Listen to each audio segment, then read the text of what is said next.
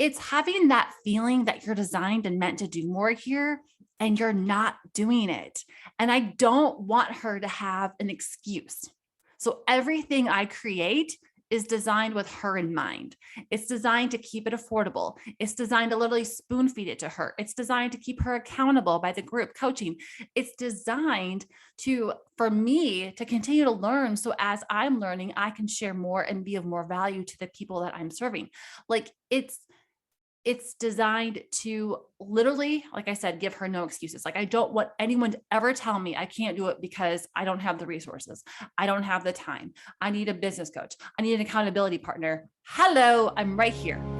Hello, welcome to Monetizing Mompreneurs podcast, where I take you behind the scenes with industry leaders, entrepreneurs, moms, working professionals, and amazing people pursuing their passions and going for their dreams.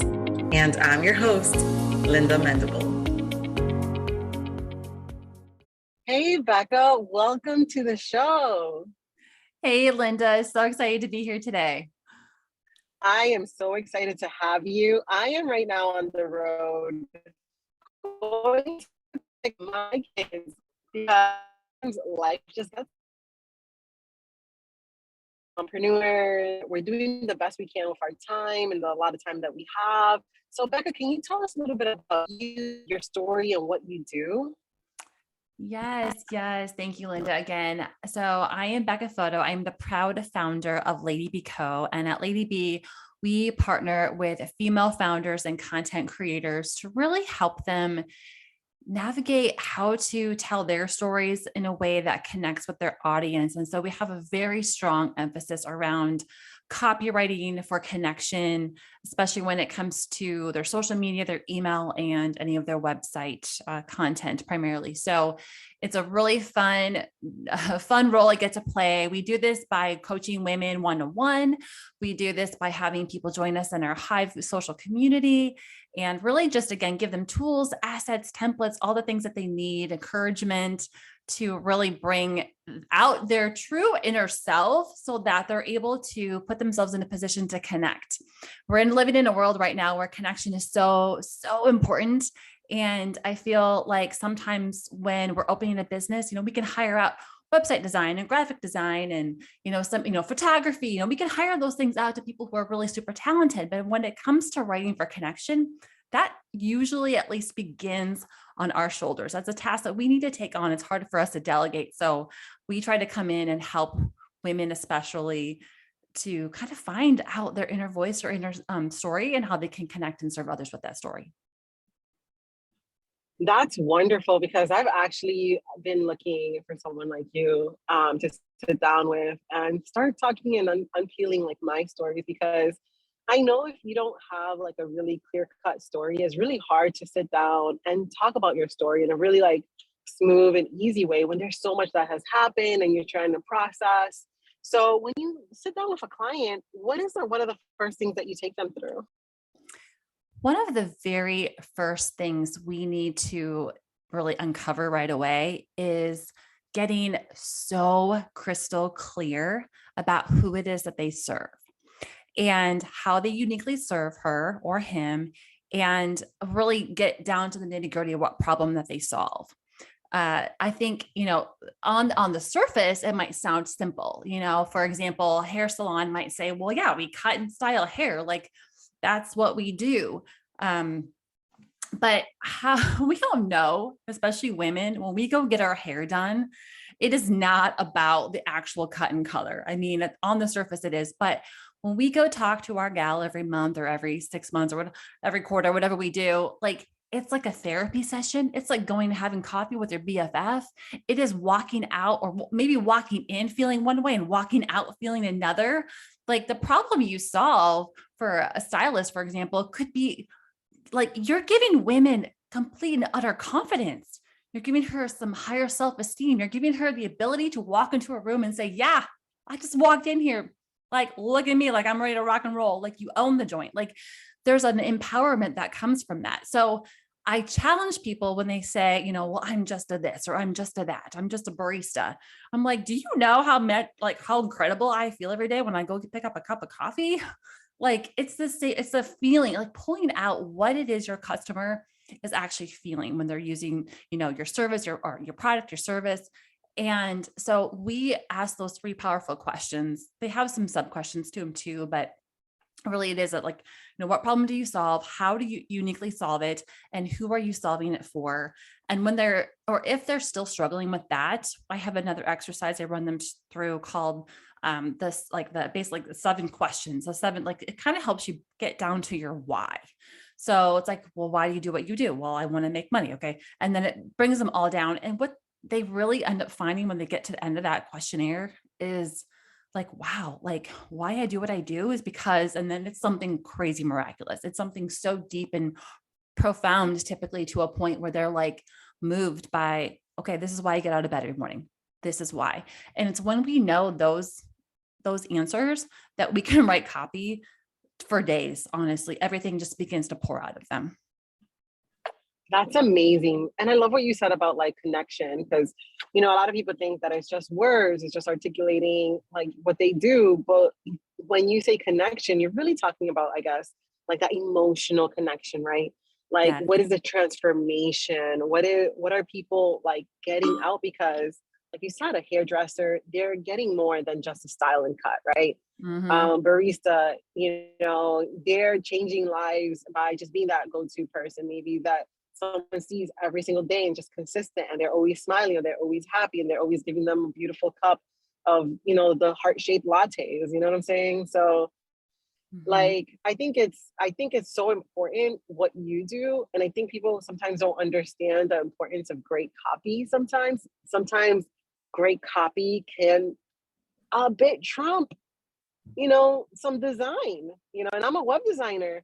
And so, I can understand like the power of and when I come across it, I always think about that emotional connection that you're trying to facilitate design wise. And so when you bring words with both, it's just an incredible mesh of goodness, right? 100%. I love to have both, of course, but I always tell people, if you have to pick one, choose the words, because your design can come later. We've all seen beautiful designs with not strong copy that doesn't really resonate with us or land with us, and we just move on. But we'll stop and we'll give some copy a little bit more of our time, even though their design might not quite be on par yet. So that's kind of where I'm prioritize where we put our energies if our resources are limited. Yeah, for sure, for sure. And then what made you get into the world of copy? Like, what's your story, Becca? It's interesting because I have always been a writer. Like, it's poetry and short stories. I remember in 6th grade, we had to write this. My teacher's name was Miss Witzke, and she's like, write this short story. And I got really into mine. And I wrote this like little like short thriller story. And I enjoyed writing suspense, little mini suspense stories all the way through high school and even in college. And it was just kind of this organic growth of myself being interested in it. I went to class. I was a creative writing minor in college. So I did a ton of literature and reading and learning kind of different voices and sounds. I shouldn't say sounds, like different like cadences. I don't know if you ever like actually read books enough to know like there's a cadence amongst the words, whether it's a fiction or nonfiction novel, and just how it all flowed together. And when you read it in your head, I don't know, I just like really truly geeked out on it when I was in college. And I also had a ton of friends. Like, I wrote a ton of papers in college, always got A's on my papers. I was not a strong like test taker, but if you gave me any kind of like short summary to write, or yeah, any kind, it didn't matter like the paper, I would ace it. And so my friends would come to me and have me edit their papers and have me like read through and make sure it was strong. And before you knew it, I was like, well, I could do this for a career, right? And so I got into marketing, and I ended up spending some strong part of my earlier career getting better at more copywriting versus short story and creative writing, that in that space. And it just kind of organically grew. I've taken a series of courses. Some of them I've taken twice, and I just kind of just owned my craft throughout the years. And I think what's really interesting about now in switching this role from doing to more teaching this, I guess, skill set, if you will, I was just telling someone the other day, I was like, it's really been the new challenge now has been teaching people, because something that comes so easy to you or so naturally to you, uh, is like, you have the knowledge. So everyone's like, yeah, the knowledge industry, like go sell your, sell your knowledge. Well, teaching things is a lot harder than just taking it on and doing it for someone. So I'm in this new phase of learning copy, from being able to do it for myself and for others to now teaching others to do it for themselves. And it's been a real journey so far. And you're like, okay, I can do this for a living. I absolutely love this. What clicked in your mind? Like, what did the path to that look like? So it looked very messy. It looked very messy. Um, I had shortly after college gone and worked for a tech company, or a software company, I guess we'll call them software company. And I was part of an internal marketing department team. And that was really my first, I was 23, 24 years old when I got that job. And so it was my first real experience being in kind of this marketing role, if you will. And I learned a lot. We worked with an ad agency, we were a fairly large company. And I didn't get to do a ton of copy, I'll be honest, at that role, but I learned a ton about marketing and about pitching and promotion and design and websites, and social media was just kind of getting, into the business world and space at that time too. So I learned all the other elements around just writing copy for a company or for a business. And it brought me into my next role, which was for a marketing agency. And that's really where I threw myself fully into all things copy. I went never a graphic designer, but I knew good graphics. And so I would call it like over the shoulder design next to my graphic designer. We were doing websites. I was working with, like press, like all of the local news stations, and doing a lot of like PR roles or PR work for my clients too. So that's really where I got this like crazy, well-rounded perspective of what it is to create a marketing plan that includes all of these different mediums and elements, and to plan it and schedule it. So then ultimately after that, I opened up my own marketing agency, kind of by accident, I'll be honest, but that's a whole different story. If you want to hear it, sure, we'll go into it, but it kind of happened by accident. We built a team, we had an office, we had a great suite of clients, and they were amazing. But that I learned over, I think we had the agency for about 6 years. I learned that while it was a ton of fun, I'll be honest, we got to do so many cool things. And the work we produced, I feel really, it was top-notch work. I was still feeling really unfulfilled in parts of my heart where I'm like, this isn't it for me. And I was young enough to be like, you know what, I got time to do the thing, to build the thing. And I knew what it meant. Rephrase. I did not know it meant I was going to start over, but I do now. Like, I didn't realize I was closing a door and basically opening up a business from scratch again. I thought it could just kind of like smooth over to this other business, but essentially we closed the doors to the agency. And when we opened up ladybee, which has an emphasis of helping and supporting women, female founders and content creators primarily, ladybee, just for fun, is women helping bees pollinate to help things to grow. So it's really about women helping each other grow. And when we all grow, all both, all the things are good when we support each other. So it's really to embody ladybee, to be a ladybee. And we wanted to work with women who had that same kind of mentality. And that was really the goal. Well, then of course we had a pandemic in the mix, and that was where, within a week of launching ladybee, the pandemic world shut down. And I took 1.5 years off of the business. And that was in that 1.5 years that I really was like, okay, we're going to use this time for good.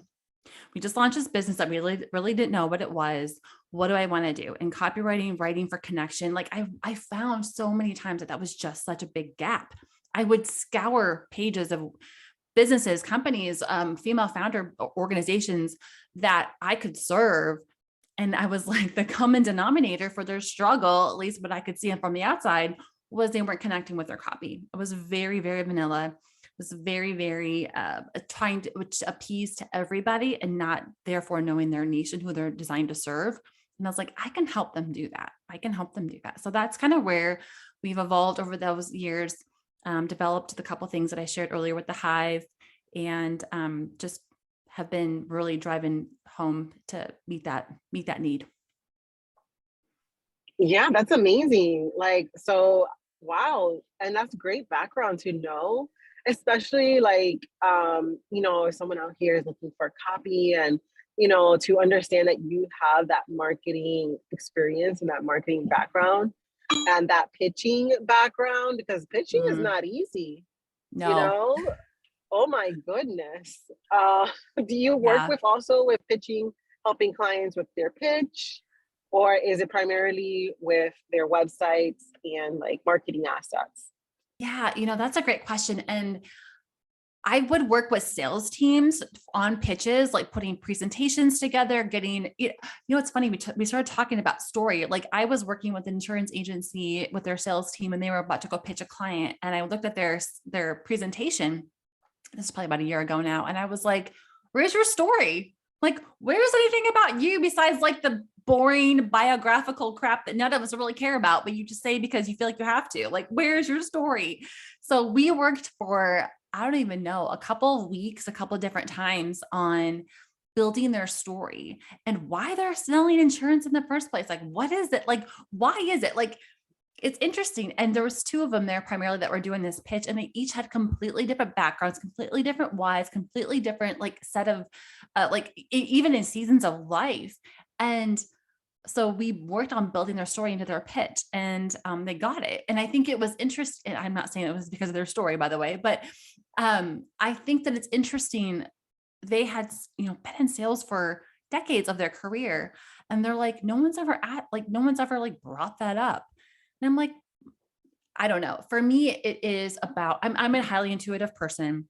I'm also very highly empathic. And so I feel things so darn hard and deep sometimes that like stops me in my tracks. And so when I'm writing copy, I think that's also an advantage and an edge that I have, which my clients appreciate because it works for them and gets some great results. But again, you can't teach that to other people. So sometimes you just got to ask them some really pointed questions about just to kind of almost have to pull it out of them a little bit because it doesn't naturally flow out of people like it does for me. And so having those right questions and just helping them find their story. Because a lot of times people are like, I don't have a story. And I think that that's general for anything, but we all have a unique set of experiences that no one else has ever, experienced before. And we all have a responsibility to share those experiences because we do not know, but I do know that it will help someone out there. Even if it's one single human being, it is worth getting vulnerable enough to speak those words out loud. And it's just very it's people don't think like that, not a lot of people do. So that's what I try to help them do as well. Like, let's get deeper into this why, into this person that you're wanting to serve, what the outcome is going to feel like, sound like for them once they've, heard your pitch or taken your course or read your blog. I mean, it's a multitude of things where we just got to kind of extract that sound, that voice, that feel, that vibe, if you will, from them. Amen. You're spot on for real, because that's something, I mean, we watch movies, we watch show. I was okay, there's two stories I want to share. One, I was just talking with my sister and I said to her, I just found someone that I'm fangirling over, and I'm usually not a fangirl over nobody. And, I'm like, what's going on? And she was like, Linda, there's no more series really. It's all, people, it's social media has done certain things. And basically, I follow as a YouTuber, and I just landed on YouTube. I was actually designing one of my pages, and for some reason I landed on her YouTube channel, and she's an interior designer, but I love the way that she goes through her stories. And I think if people understood the power of their story, they would be more into articulating their story, and that's content. Your story is content. And if you know how to tap into it, then you'll know how to attract the right people that you're meant to empathically, like you were talking about as an empath, you're meant to like resonate with that person that you're meant to resonate with, right? Yeah. Another story was, I was listening to a podcast episode, and they were talking about like the law of attraction, but it really was, they were more into the law of like resonating. And the thing about it is is into songwriting, and she says, if you have two guitars that are next to each other and you hit the chord C, the other guitar's string C will vibrate.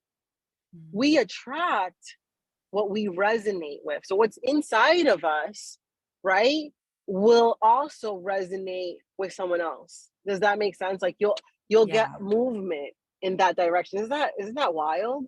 Yeah. I love that. Yeah. Right? So good. And so it's so good. And okay, one other story. So I know I said two. This is a bonus story, because we're going to go deeper into this. But the bonus story is I was watching a fabulous movie of this woman that she's Indian. Her heritage is Indian, but she works with helping other people in like diverse countries. And the reason why, she had a particular story, but she never really tapped into it. And she couldn't get the funding for the nonprofit that they, to make those social good, until she basically, spoke on that story. And it really resonated with me. And I know like a story is a script, like that's a scripted movie. But you know what? Movies can really show us and really teach us certain things. And for that one, what I took away is the power of storytelling. And that's one of the things that I learned from the beginning of my business. And I just kept on trying to tap into it, just tap into it, and I've learned, like, for what you do, at first I didn't take really much consideration into the power of copywriting. I'm like, okay, because some things come natural to some people than they do others. But for those of you that are listening and you're not understanding, maybe like you're having a slow season within your business, get with someone like Becca, because they will help pull out your story within your content that you can really use time and time again. Like, there is no boring to stories. You know what I'm saying, Becca? Yes, absolutely. And you're 100% right. And I think that when people do have maybe a slower season in their business, that is for sure one of the first things I would check is, are you talking to your person? Like, we've all read copy, whether it's been on our phone, probably on a social media post or a blog that sucked us in and we just couldn't stop, reading it too. The reason we do that is because we feel like they're like in our heads, that they like know us.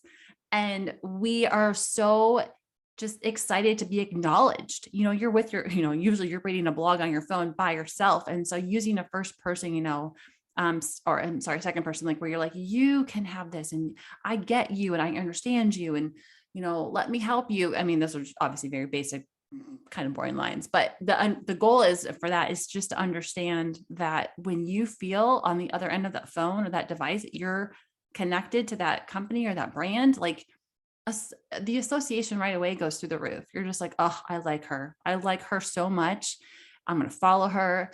And then that's Oh how my you get gosh, yes. follower. I'm gonna DM her. Yeah. Yes. I want to be her best friend. Like, you have girl crushes. Like, it's a real thing. It happens to all of us. That was the first time I've experienced it. I've never really experienced it like how I did with this YouTuber. Her name is Karen Bond. She's absolutely amazing. She's good at what she does. I love it.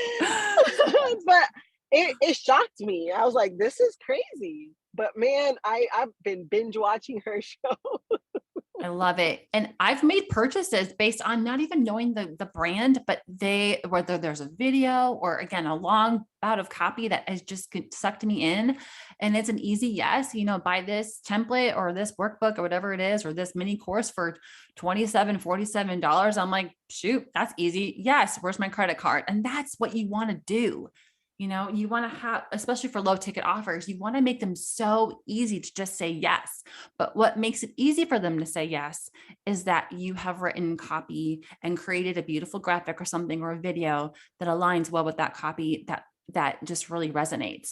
And that's how you filter out who's not for you, though. And I think that's where the scarcity mindset kicks in. It's like, oh my gosh, well, what if I can't, who cares? Not everybody is your person. There's Yes. enough out there to keep all of us abundant. I promise you that. So it's really getting out of your head in some of those cases too, because if you're writing to everybody, you're writing to nobody. And that's where a lot of what I see out there right now is what is happening. You know, when I look at copy, like from a kind of a more critical standpoint, I'm like, yeah, she needs a little help because of that. And we work through that. That's where your story, that's where those 3 questions I shared in the front end, that's where those come into play. So, Yes, I love this. And okay, let's go into a little bit about the copy that you're seeing out there because I remember I was about to hire someone to be inside of our community and I was just like showing her like the gist, like this is what we do, this is who we help, this is mhm. why we help who we help. And I remember she was like, yeah, I work for someone and they use these really big, bold words like juicy and XYZ. I'm like, man, but that's not really my type of copy. But, what do you feel about like the trending thing, right? Of like using these juicy, now they're going to be buzzwords, right? What are buzzwords, right? What are they? I Yeah, remember yeah. when I was like talking with someone, I'm like, yeah, I XYZ and XYZ. And they're like, yeah, those are buzzwords. Can you tell me really what you do? I'm like, dang, they just roasted me. Oh, that's too funny. Um, and this is a great question too, because to be honest, I don't really fall into the using of the trends for, they are trends. And so well, I like to write copy that will stand the test of time. And so when I think about something, it's even, long form, thinking like a blog or something on your website that will stay on there for a while. Or if you're thinking, kind of short, kind of quick turnovers in social media posts and things like that. First of all, I have an avatar, which I think that'll actually help people. So it's about finding your brand voice. So there's playful, voices that can maybe use some of the tongue-in-cheek things, and maybe that is a tone that can use more of the trending, words and things like that too. But there's also, like I've written for, this will be fun for you. I've written for like disaster restoration companies. I've written for the insurance company. I've written for professional painters, HVAC companies, law offices, all the way to like restaurants and hair salons. I was trying to think something more fun we wrote too. Like, yeah, like just staffing agencies, like a crazy wide variety. And one of the first things I asked all of them, and I knew the answer was going to be, I don't know, but what was your brand voice? Like absolutely no company that I'm aware of, when you ask that question, says, oh yeah, we're playful and chic, or we're, stern and professional. They don't even have a real grasp as to what their sound or voice is. And I don't bore them with some of the like copywriting, like actual tactics and things like that you do. But I also consider SEO in my choice of words and how I phrase things. I don't let it stop me from being playful, but I do very consciously choose phrases when possible to put into play. And so I really, I guess that's a long way of saying I have an exercise that we do to find your brand voice if they're really, really stumped, but really it comes with me asking them a series of questions and we test copy. We'll test it out. Sometimes they'll look at it and they'll be like, yep, I love it. This is exactly what I would have written if I knew what I was doing. And sometimes we have to take a beat back and just kind of retweak things. Because I actually have the tendency of getting too playful. Like, and that's another way also of seeing like conversational copy.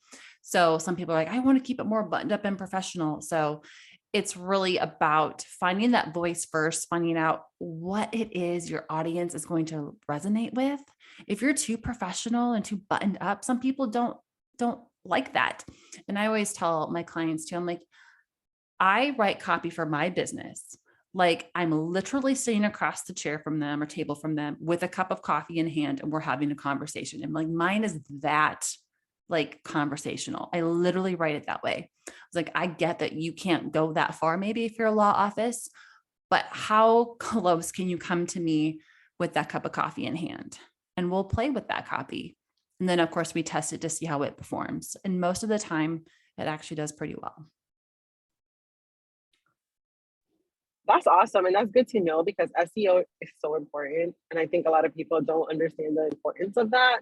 And Mhm. especially if they're utilizing blogging and, as a great, I think blogging is like one of the best marketing tools that you have in your arsenal I agree. because you can take the blog, that content, and repurpose it to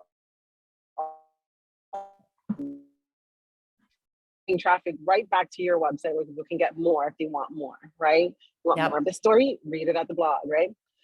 Which then people go into your home and you're about, oh, your services, then they can really go more in depth with what it is that you do. And so let's talk a little bit about like um, sitting down, a cup of coffee. So I'm your client. We're sitting down. We're discussing. Where are we? Are we at a Starbucks? Where are we? Well, sometimes I do a lot. I mean, I've got clients all over the United States right now. So a lot of times we're just zooming it, but yeah, a cup of coffee at a coffee shop is good too. Okay, so we're at a cup of coffee at a coffee shop, right? We're at our favorite spot, that has the cool photos that you take. That you take a pause from the conversation, take a photo of your food and your coffee, you know. And what are we discussing, Becca? How are you going to help me with my copy? With your copy. Well, so step one is always to really dive in and fully understand who you serve. So how we do that is I have several ways of extracting that because I think, again, working with female founders, we're usually flying as one women shows. Maybe we've got a VA or, an assistant or someone maybe helping us, but most often it's a very lean and mean team. So when, Hold what I on. mean by, You were breaking up. oh, I was, okay. Am I So back? step one. Start Okay. with step one. Yep. That's okay. Yep. Start Step with step one. step one is we really go into and better understand and really get clear about who it is that you serve. And we do this in a few different ways. There's a few different ways to kind of extract this out of people if they're not sure who that is, or again, if it's just on the surface. So it's easy for me to say, yeah, I help women in business. Like that's my on the surface answer when we talk about who I serve. But when you really pull the layers back and you get even deeper than that, because if you're writing copy to just women who own a business, I mean, holy heck, that's a lot of us. And not all of us are in the same season of our business. Not all of us have the same needs for our business. And so it's really, if you're writing copy just to that, you're going to miss everyone who you're designed to serve. So it's really a practice to get deeper. So I'm more like, okay, I can help and support female founders and content creators with writing copy that really helps them connect to their audience at an emotional and deep level to essentially transition or convert into a client, convert into a sale of some sort, convert into dollars in their bank account, essentially.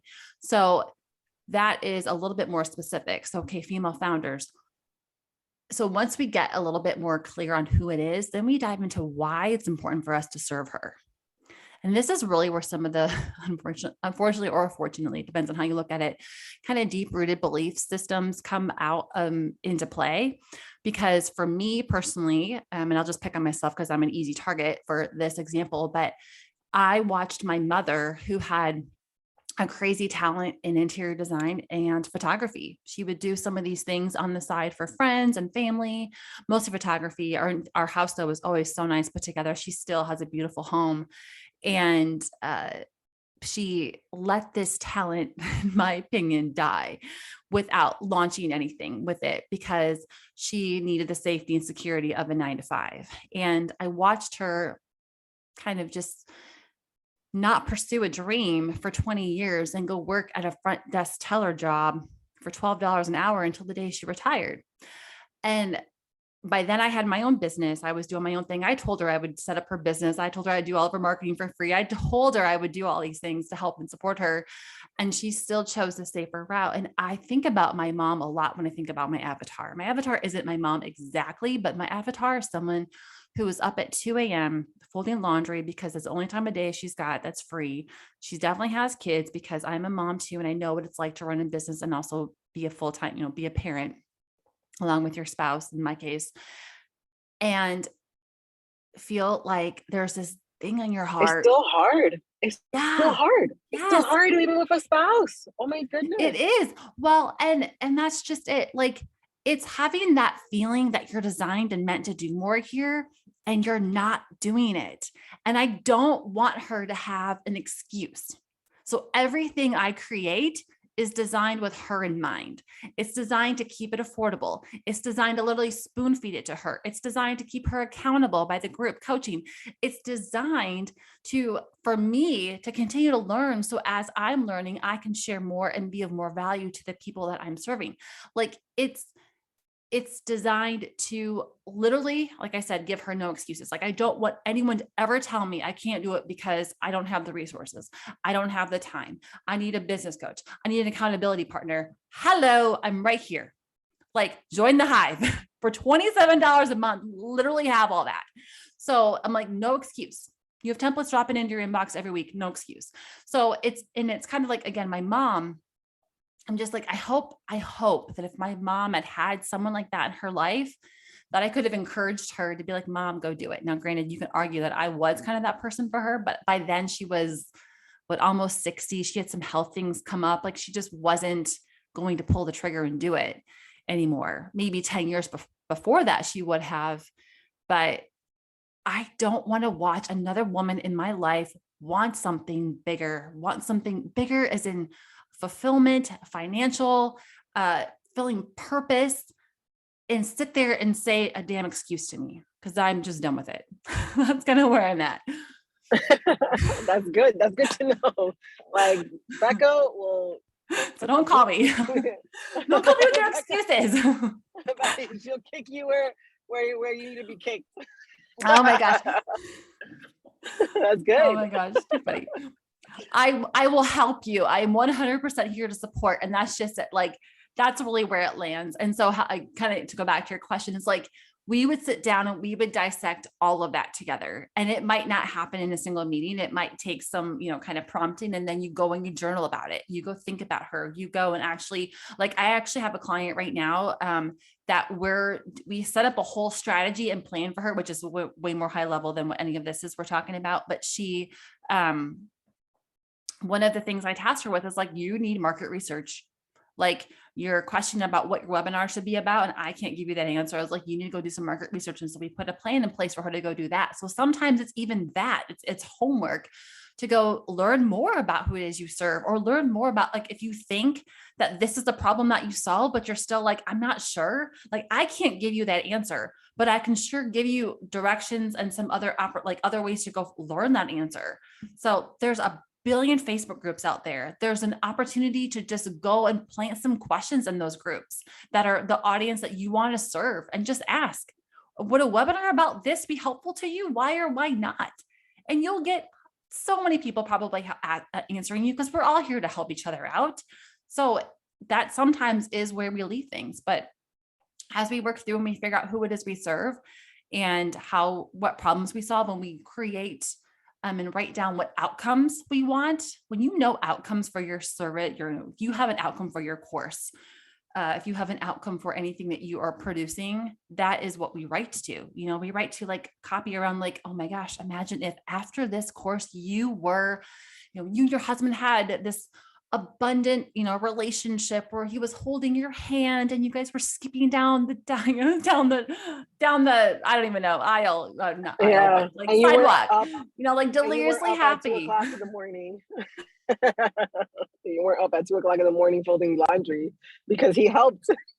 You've built a business that you are thriving in, and look how this impacts other areas of your life. Your husband, you've reconnected because you have self-worth again. You are a better mother to your kids because you have self-worth again. You are going out to lunch with your friends every week because you have money to be able to splurge on those fun things. Like, there's all of these things, these outcomes that can happen. So you have to understand and know what those outcomes are, and obviously be able to produce that.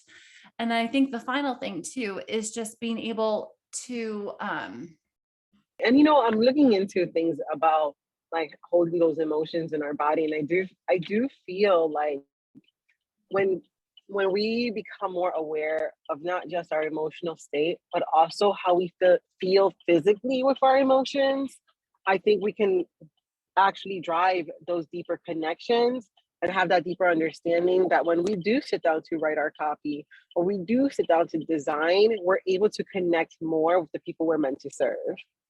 100%. Yep. We have them write the letter, hang it up so it's in front of them. So whenever they're producing something, whether it's graphics, copy, anything they're doing from a creative standpoint, she is top of mind. Amen. Becca, where can people find you? They can find me on Facebook or Instagram at ladybee co, or ladybeeco.com is my website. They can go check out a few things. Few podcasts if they want to listen to. The Lady Bee podcast is also on Instagram at the Lady Bee podcast. And yeah, that's about it. Yeah, so people listen to her podcast. I caught a few episodes and they have been amazing. It has definitely been some eye openers. It made me think. So I absolutely love that. Thank you. Thank you so much for tuning in. If you have a chance, stop by the website at lindamendable.com. Sign up for the Blog Cure, which is an awesome course that I created that will help you set up your blog or take your blog to the next level. And join us over at Monetizing Mompreneurs Facebook Group. I just want to say again, thank you for listening. Thank you for listening. Thank you for listening. Easy.